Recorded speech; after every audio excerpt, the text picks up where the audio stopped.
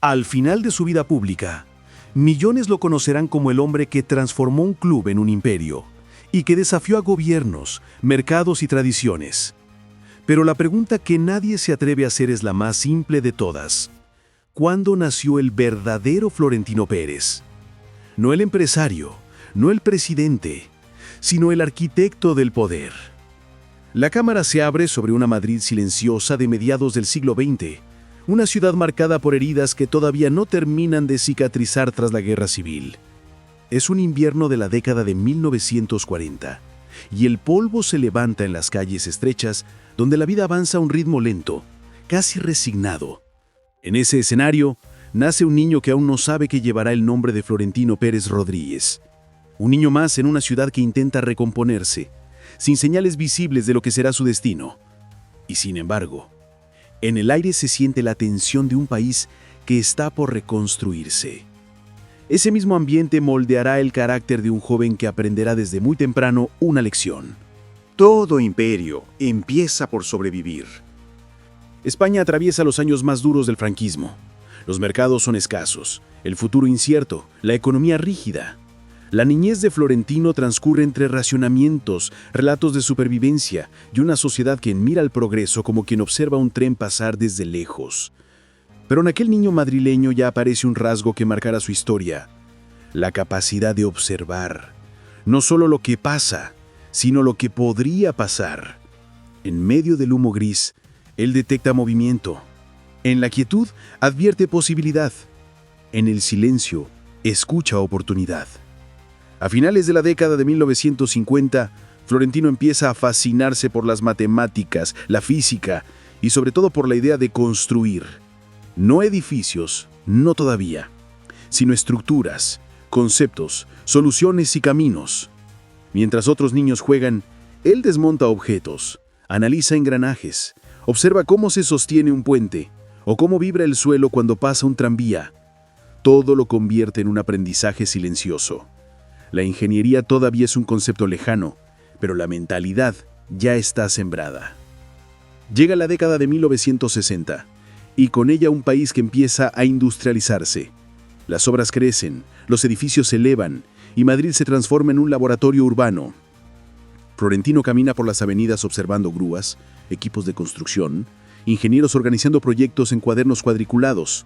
La ciudad le revela una verdad fundamental: quien domina las estructuras, domina el futuro.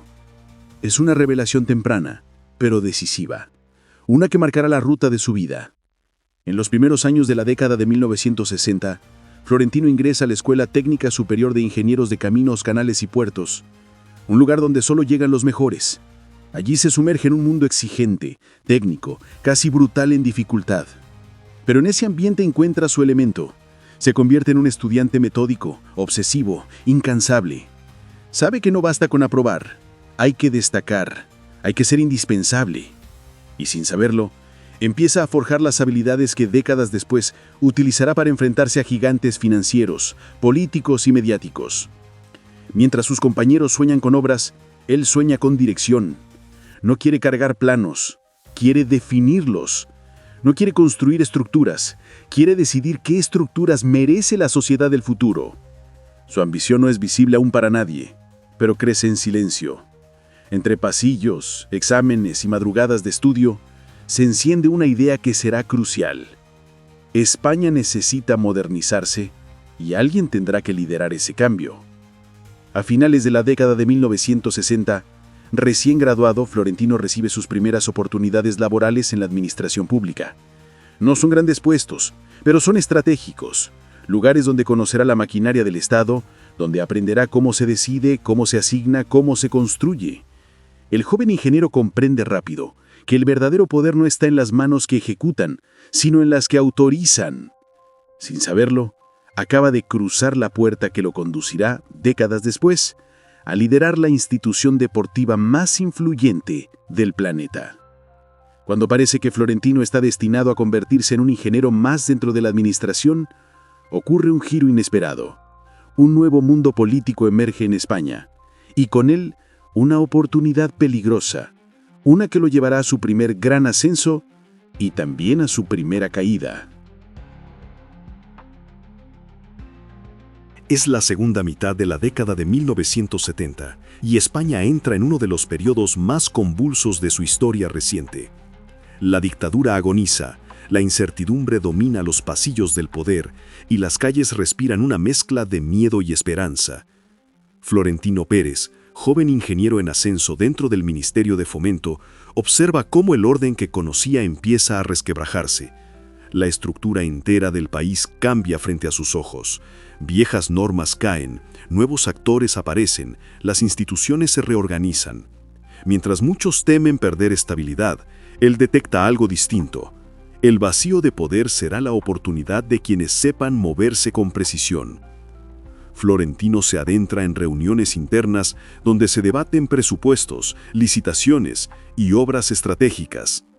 Allí descubre que las cifras no son números, son armas, que los planos no son dibujos, son decisiones sobre el destino de un país. El joven técnico empieza a dominar un idioma silencioso, la negociación, la lectura entre líneas, la interpretación de gestos. No aspira a convertirse en político, pero empieza a comprender que la ingeniería tiene límites y el poder político no. Cada mesa, cada documento, cada firma le muestran un mapa invisible que pocos saben descifrar. Con la llegada de la democracia, surge un nuevo movimiento político, la Unión de Centro Democrático.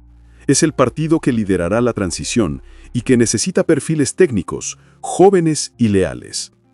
Florentino recibe una invitación discreta. No busca protagonismo, pero entiende la magnitud del momento. España está redefiniéndose y él puede formar parte del núcleo que diseñará su futuro. Así que, acepta. Comienza así su etapa más delicada. Un ingeniero convertido en figura emergente dentro de un partido que gobierna un país frágil, inestable y lleno de tensiones internas. Su perfil técnico lo vuelve un recurso valioso, su visión estratégica lo vuelve imprescindible.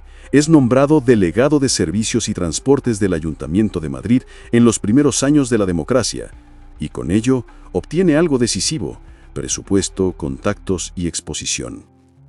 La ciudad crece, las obras se multiplican, los contratos fluyen, Madrid entra en una era expansiva, y Florentino se convierte en el rostro joven de un progreso que parece imparable. Pero la velocidad tiene consecuencias, y el ascenso acelerado siempre deja enemigos. A finales de la década de 1970, la Unión de Centro Democrático empieza a fracturarse. Intereses opuestos, luchas internas, tensiones constantes. Las facciones chocan una y otra vez. Florentino camina entre pasillos donde antes había confianza y ahora solo hay desconfianza. Sabe que la caída del partido arrastrará a todos los que están dentro. Por primera vez siente el vértigo del vacío político.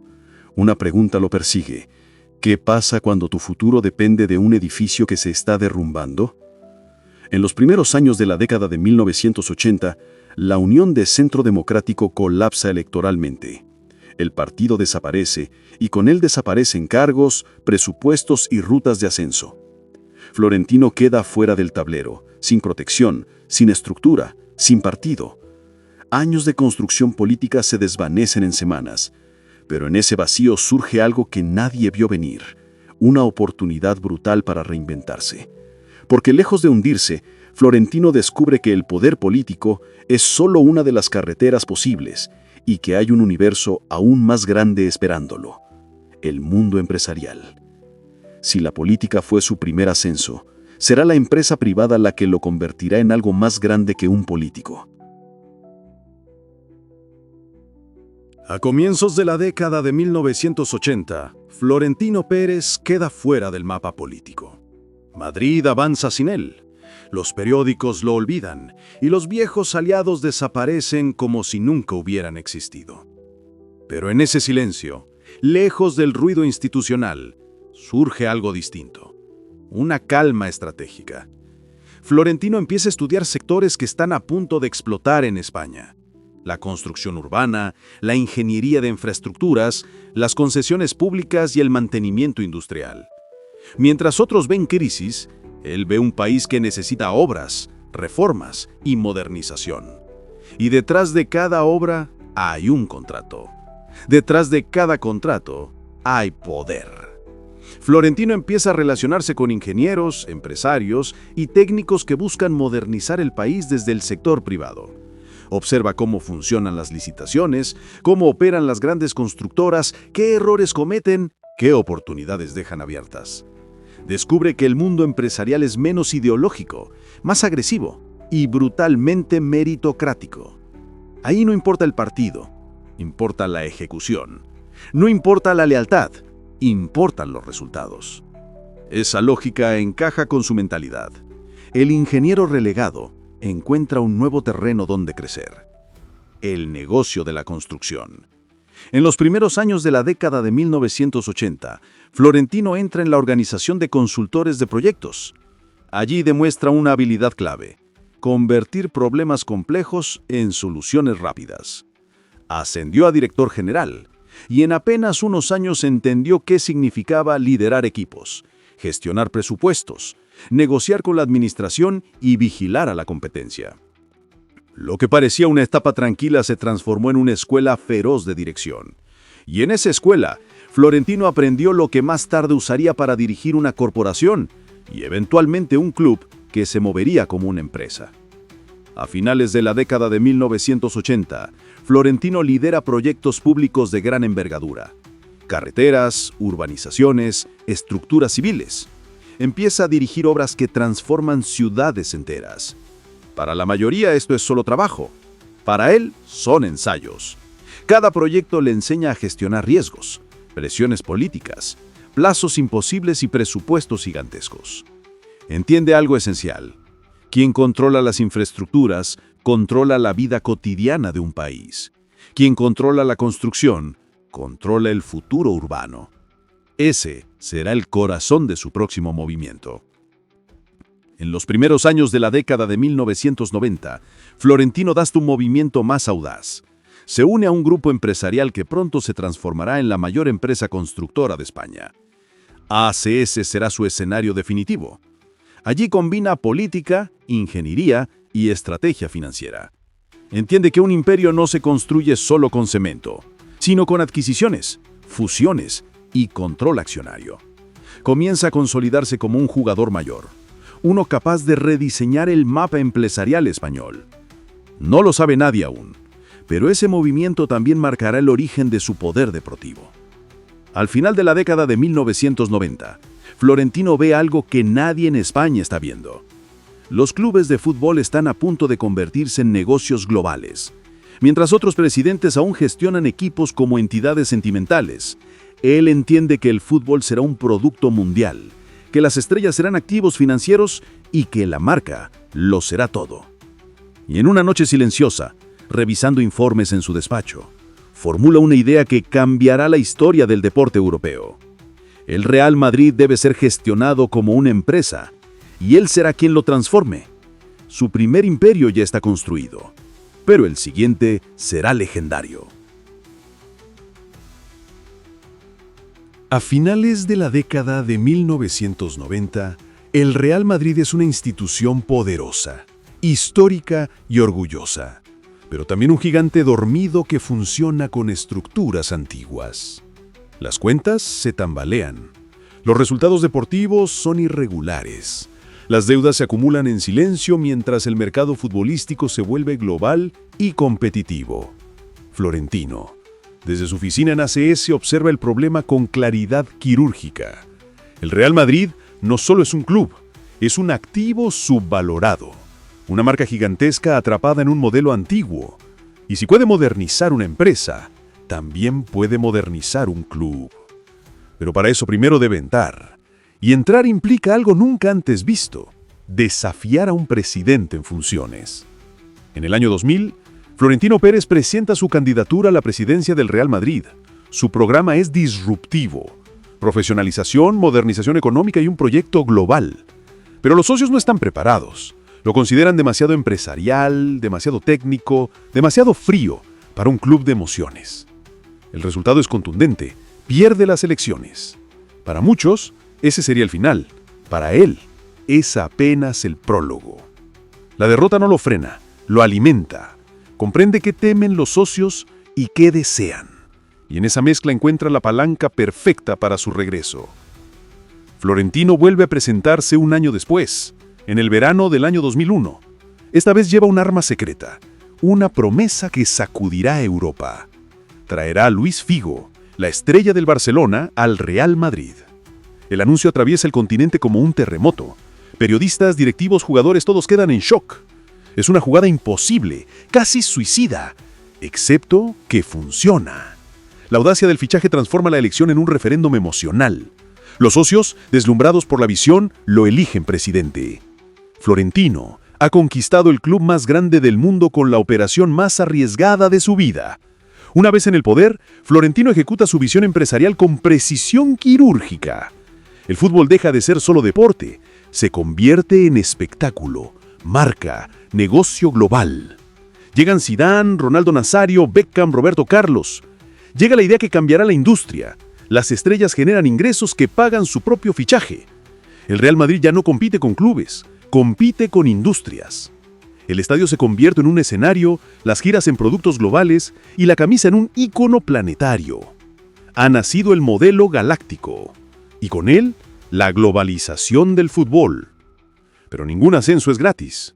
A mediados de la década de 2000, el proyecto galáctico comienza a mostrar fisuras, egos gigantes, presiones mediáticas, desgaste interno, una plantilla desequilibrada. Las críticas se multiplican. Se acusa a Florentino de convertir al club en un circo global, de priorizar imagen sobre estructura. Y mientras la gloria mediática crece, los resultados deportivos tambalean. Por primera vez desde su llegada, el presidente siente que el proyecto que creó puede volverse contra él. En el año 2006, frente al desgaste mediático y la presión interna, Florentino Pérez hace lo impensable. Dimite. Renuncia al cargo más poderoso del fútbol europeo. La prensa lo interpreta como una derrota, como el final de su era. Pero Florentino no piensa en retirarse, piensa en reconstruirse. Mientras los focos se apagan y los titulares cambian, él observa algo que nadie más ve. El Real Madrid volverá a necesitarlo. Y cuando ese día llegue, regresará más fuerte que nunca. La vuelta de Florentino Pérez en el año 2009 no se anuncia con estruendo, sino con un aire de destino inevitable. Madrid parece contener la respiración mientras él atraviesa nuevamente los pasillos del Bernabéu. Todo ha cambiado desde su primera etapa. El club es más frágil, Europa es más competitiva, el fútbol se ha convertido en un negocio monumental. Pero dentro de ese silencio se siente una convicción férrea. No vuelve para repetir la historia, sino para superarla. El mercado de verano de 2009 se convierte en un terremoto global. El fichaje de Kaká abre el camino, pero la presentación de Cristiano Ronaldo transforma al club en un epicentro mundial. Cientos de flashes iluminan la noche madrileña mientras Florentino observa desde arriba, entendiendo que los cimientos del nuevo proyecto acaban de fijarse. No se trata solo de talento, se trata de crear un fenómeno que combine rendimiento, marketing y legado. Lejos del ruido mediático se levanta la parte más compleja del nuevo imperio. Florentino impulsa un modelo que combina infraestructuras renovadas, marketing global, proyección digital y un sistema deportivo diseñado para durar décadas. Se moderniza Valdebebas, se profesionalizan departamentos enteros y se establecen rutas de crecimiento que no dependen únicamente del 11 titular. El Real Madrid comienza a comportarse como una corporación del siglo XXI, sin perder su esencia centenaria. Cada decisión del club parece formar parte de un organismo que empieza a moverse por sí mismo. La plantilla se refuerza con equilibrio, la cantera recibe una estructura inédita y los despachos funcionan como un mecanismo suizo. El poder ya no reside solo en los nombres, sino en el sistema. Y ese sistema, cada día más robusto, empieza a generar una sensación inquietante en Europa. El gigante está despertando, y lo hace con un orden que antes no existía. Europa vuelve a convertirse en el gran objetivo. Temporada tras temporada el club avanza, retrocede, prueba, corrige. Cada derrota deja una cicatriz que fortalece el proyecto y cada victoria revela parte del camino. Hay una sensación creciente de que algo se está preparando en silencio, como una ola que crece sin romper. La afición no lo sabe, los rivales no lo ven, Pero dentro del club se percibe claramente. Todo apunta hacia un punto de quiebre inevitable. Florentino observa el Bernabéu a oscuras, completamente vacío, mientras en su mirada se adivina una verdad que aún nadie comprende. El club está a las puertas de un ciclo irrepetible. El proyecto ya no es un plan, es una profecía que empieza a cumplirse. Falta poco para que el mundo vea el desenlace, pero por ahora solo queda la sensación de una tensión eléctrica suspendida en el aire, como el último segundo antes de un estallido. A partir del año 2010, Florentino Pérez comienza a diseñar su proyecto más ambicioso. Un Real Madrid capaz de trascender incluso a sus propias estrellas. El club ya no depende de un jugador, ni de una racha, ni de una época. Cada engrane se fortalece, cada decisión apunta al futuro. El Bernabéu se transforma en el centro de operaciones de un imperio que empieza a extender su sombra sobre Europa. No es una simple reconstrucción, sino la creación de un modelo que ningún otro club del mundo puede replicar. El equipo encuentra equilibrio, fuerza y propósito. Jugadores que antes eran promesa se convierten en pilares. Las piezas empiezan a encajar con precisión matemática. La plantilla es profunda, el vestuario está unido, la directiva trabaja en sincronía absoluta. Todo converge hacia un punto exacto del tiempo, la búsqueda implacable de recuperar el trono europeo. Europa observa sin entender del todo cómo un proyecto tan grande puede mantenerse estable, pero está a punto de averiguarlo. Entre los años 2014 y 2018, el fútbol mundial presencia algo que parecía imposible, una hegemonía que rompe todos los ciclos previos. El Real Madrid conquista 3 Champions consecutivas y 4 en 5 años. Cada celebración es más monumental que la anterior. La ciudad vibra, el fútbol se redefine y el proyecto de Florentino alcanza dimensiones que ningún otro club europeo logra igualar. El mundo se pregunta cómo se construye semejante dominio. La respuesta es simple y a la vez inalcanzable para los demás. Planificación, estructura, paciencia y una visión que nunca se desvió.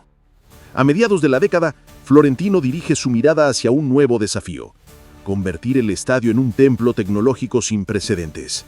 La transformación del Santiago Bernabéu comienza como una obra futurista en medio de la ciudad. Grúas colosales, estructuras de acero, luces nocturnas que iluminan la metamorfosis. El proyecto no es solo arquitectónico, es simbólico, una forma de inmortalizar su visión en el corazón de Madrid, un monumento a la modernidad y al poder del club. Con el estadio avanzando, el club fortalecido y las vitrinas repletas, Florentino alcanza una posición sin precedentes. No es solo el presidente de un equipo, es el arquitecto de un modelo global imitado pero nunca igualado. El Real Madrid se convierte en la institución deportiva más influyente del planeta, un gigante que mantiene su estabilidad mientras otros clubes se fragmentan.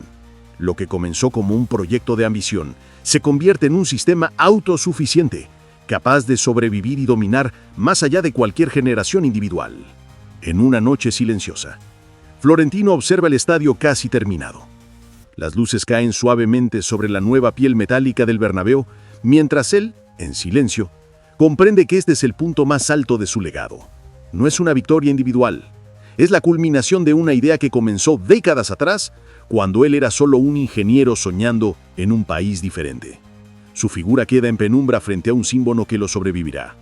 Y aunque nadie lo dice en voz alta, todos saben la verdad. Lo que ha construido pertenece ya a la historia. En la historia de Florentino podemos apreciar que ningún sueño es pequeño cuando se trabaja por él con disciplina y corazón. Que las metas que parecen imposibles son, en realidad, caminos que se abren paso cuando uno decide levantarse todos los días y avanzar, aunque sea un poco. Florentino nos recuerda que no importa de dónde vengas, importa hacia dónde estás dispuesto a ir y cuánta energía estás dispuesto a invertir en construir esa versión de ti que todavía no existe, pero que ya te está esperando. Su historia nos enseña que el progreso no siempre es rápido, pero siempre es real cuando se hace con intención, que la constancia supera al talento, que el que cae y se levanta avanza más que el que jamás lo intenta, y que los pequeños pasos, acumulados con paciencia, terminan moviendo montañas. Si el video te gustó, Deja un pulgar arriba y suscríbete a mi canal para seguir creando más contenido. Nos vemos en el próximo video.